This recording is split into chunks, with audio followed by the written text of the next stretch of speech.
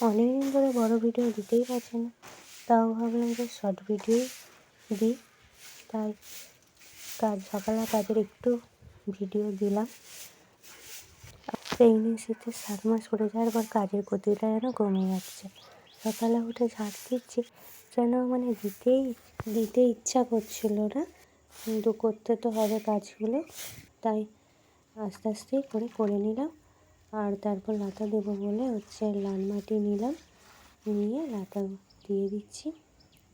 দিয়ে আবার রুটি তরকারি করতে হবে।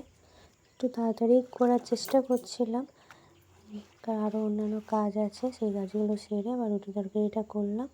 সকালের একটুখানি কাজ শেয়ার করলাম। রুটি তরকারি হয়ে গেছে, যে টিফিনে রাখলাম পাঠাবো বলে। আজকে এখানে ভিডিওটা শেষ করছি। সবাই ভালো থাকবেন, সুস্থ থাকবেন।